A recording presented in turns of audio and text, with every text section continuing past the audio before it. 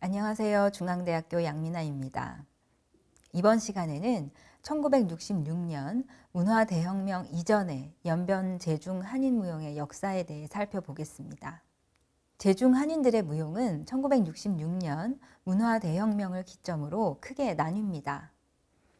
김해금과 최혜리는 문화대혁명 이전의 연변 제중 한인 무용의 역사를 중국의 문예 정책, 제중 한인들의 문화 사상, 그리고 춤의 양식적 변화에 따라 연변 제중 한인 무용의 토대기와 연변 제중 한인 무용의 형성기 2단계로 구분하고 있습니다.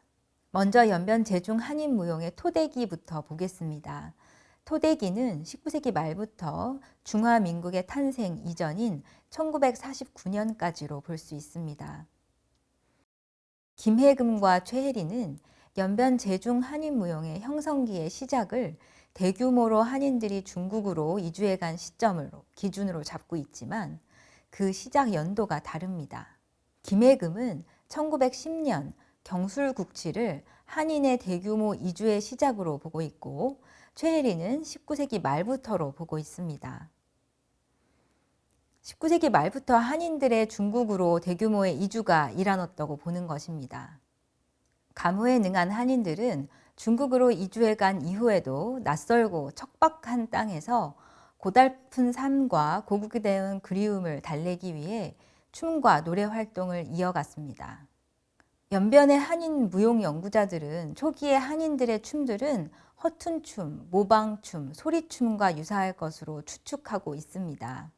그들은 춤과 노래를 통해 거주국의 새로운 환경과 삶의 의식, 고향에 대한 망향의식, 일본과 중국 관료들에 대한 저항의식, 현실 초월의식 등을 표현했을 것으로 보고 있습니다. 이와 더불어 연변의 무용 연구자들은 제중 한인들이 새로운 기후와 환경에 삶의 터전에 적응하며 한반도의 전통춤의 춤 동작과 장단에 많은 변화를 주었을 것으로 유추하고 있습니다.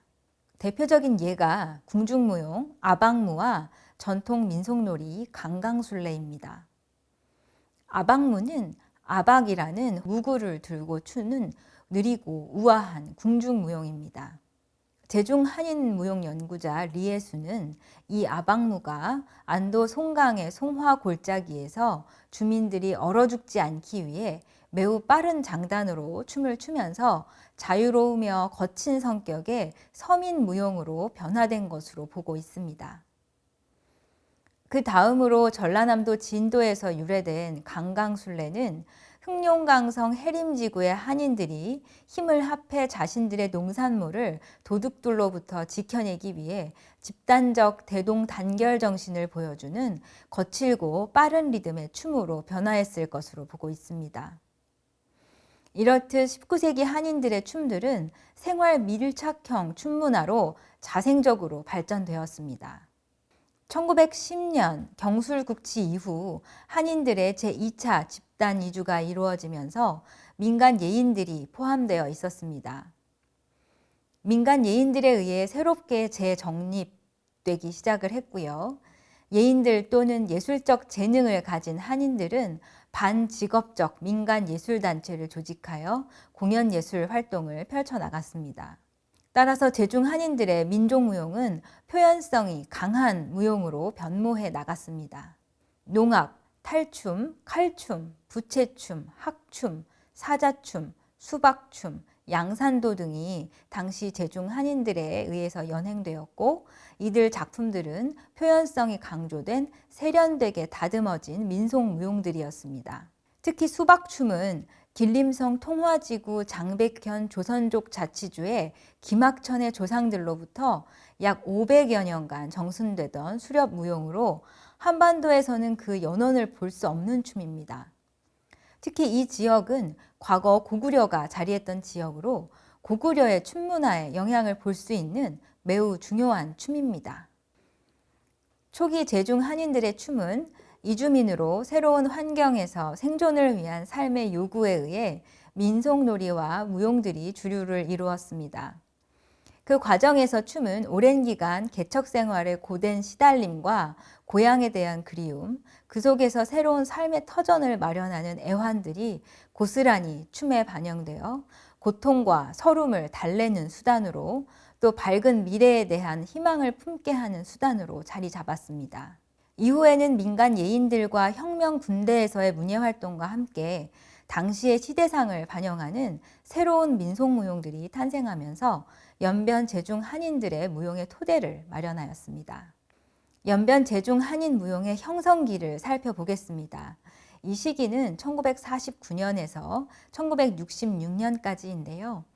1949년 10월 1일 중화인민공화국이 건국되며 연변에서 동북인민해방군 의용군 3지대 선전대를 기반으로 연변문공단이 창단되며 본격적으로 연변 제중 한인들의 민족무용이 형성될 수 있었습니다.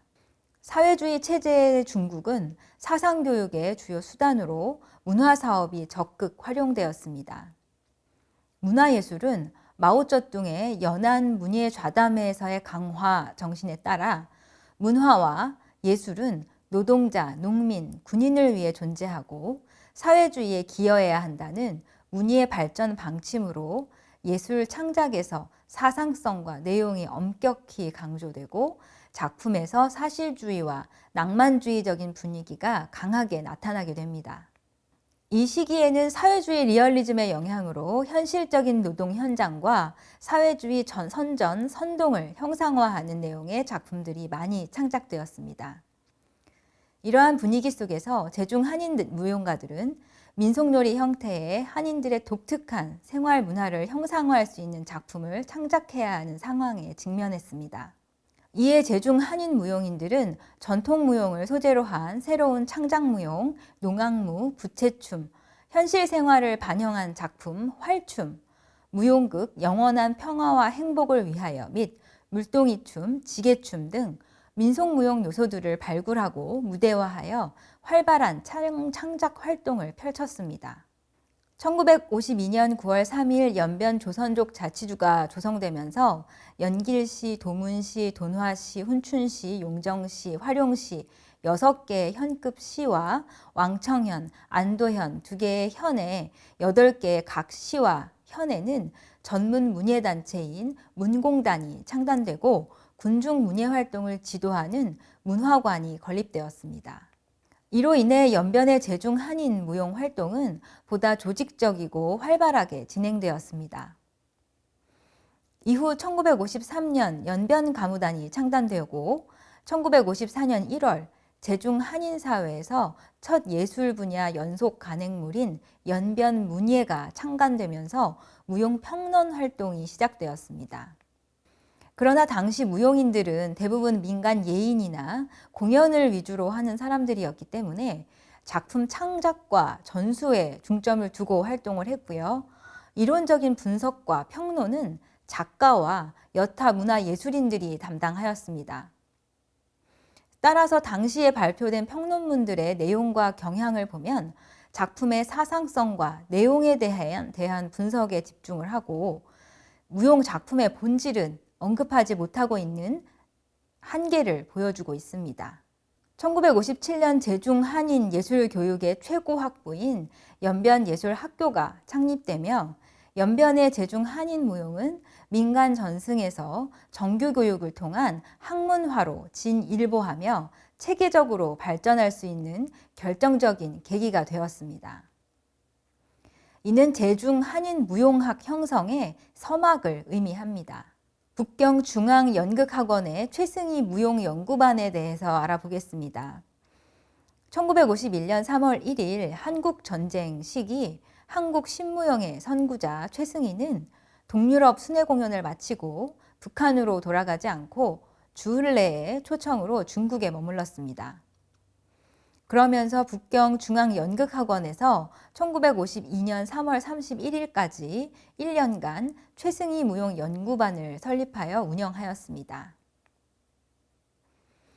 당시 최승희는 약 122명의 문화생을 배출하였는데요. 이를 통해 중국의 제1대 조선민족 무용가들이 양성될 수 있었습니다. 최승희 무용연구반 출신의 무용가들에 의한 무용 창작 분야가 비약적으로 발전하게 됩니다. 대표적인 무용가들로는 동방가무단의 리인숙, 연변가무단의 안무가 최옥주, 북경무용대학 안무과의 김영규 교수가 있습니다. 이들의 대표작으로는 리인숙 안무의 물동이춤, 최옥주 안무의 쌀 한박춤, 김영규 안무의 무용극 금도끼와 은도끼 등이 있습니다. 이 작품들은 주로 농경 생활에서 기인한 향토색이 짙고 소박한 창작무용입니다. 뿐만 아니라 최승희는 무대에서 장삼, 칼, 창 등의 효과적인 사용에 정통하여 중국의 경극에 등장하는 장삼춤, 건무에도 큰 영향을 주었습니다. 이 당시 교육되었던 최승희의 입춤 기본은 1957년 연변예술대학교에서 박용원에 의해 전문 훈련 체계의 중심이 되었습니다. 연변 제중 한인 무용 형성의 기틀을 마련한 1세대 주요 인물들을 살펴보겠습니다. 제중 한인 무용의 선구자 조득현 선생입니다. 조득현 선생님은 제중 한인 무용의 선구자이자 연변예술학교의 창시인이며 중국에서 서양의 발레를 전파한 3명의 원로 무용인 중에 한 명입니다. 그는 발레의 미학적 이론과 한민족 전통의 우수성을 기반으로 초기 제중 한인 무용의 창작을 처음 시도하여 민간 예인들과 함께 전통적인 농악놀이를 제중 한인의 농악무로 재창조하였습니다. 이와 더불어 그는 제중 한인 무용 체계 및 춤의 정체성을 정립하고 그 기틀을 마련하는 데 크게 기여한 매우 중요한 인물입니다. 두 번째로 제중 한인 무용 교육의 개척자 박용원 선생님에 대해서 알아보겠습니다. 박용원 선생님은 1940년대 북한의 최승희 무용연구소와 1951년 북경중앙연극학원의 최승희 무용연구반에서 수학하며 직접 최승희에게 사사한 직계 제자입니다. 1952년 최승희를 따라 북한에서 최승희 무용연구소의 연구원으로 재직하고 1953년 연변으로 귀국하였습니다. 그녀는 제중 한인 무용 교육의 창시인이며 제중 한인 무용 교육과 연구의 개척자 중 한 명입니다. 박용원은 우리 민족 무용의 발전은 자기의 뿌리로부터 시작되어야 하고 그 무용의 규율에 따라 발전되어야 하며 새로운 요소를 적극적으로 탐구하여 민족 무용의 실정에 맞게 변화하여 수용해야 한다고 주장했습니다. 제중 한인들의 현재 실정을 반영하여 민족적인 테크닉 개발과 전통 무용을 토대로 독창적인 민족 무용 훈련 체계를 정립하기 위해서 조선 민족무용학과 내에 최승희 입춤 기본과 전통 무용 학과목을 별도로 개설하였습니다. 이는 민족 무용 교육으로서 전통성과 시대성, 민족성과 예술성을 동시에 보여주는 제중 한인 무용의 훈련 체계를 정립하기 위한 궁극적인 목적이며 제중 한인 무용 연구의 기본 토대가 되었습니다. 1949년 중화인민공화국의 건국과 더불어 제중 한인들의 무용은 중국 소수민족의 문화로 사실주의적이고 낭만적인 성향을 띠게 되고 1952년 중국 중앙정부의 민족자치 정책으로 연변 조선족 자치주가 성립되면서 민족 문화는 크게 발전할 수 있었습니다. 이 과정에서 한인 무용인들은 적극적으로 전통 문화유산을 계승하고 발굴하여 중국의 문화에 적응된 제중 한인 무용을 정립해 나갔습니다. 이렇게 제중 한인의 무용의 기틀이 형성이 되던 시기에 1966년 시작되는 문화대혁명으로 인한 극단적인 정치 성향으로 인해 민족문화예술은 금기시되어 많은 무용예술가들은 표현의 권리를 박탈당하고 민간 예인들은 마녀사냥을 당하게 되며 순환의 시대를 맞이합니다. 이것으로 1966년 문화대혁명 이전에 연변 제중 한인 무용의 역사에 대한 학습을 마치겠습니다. 감사합니다.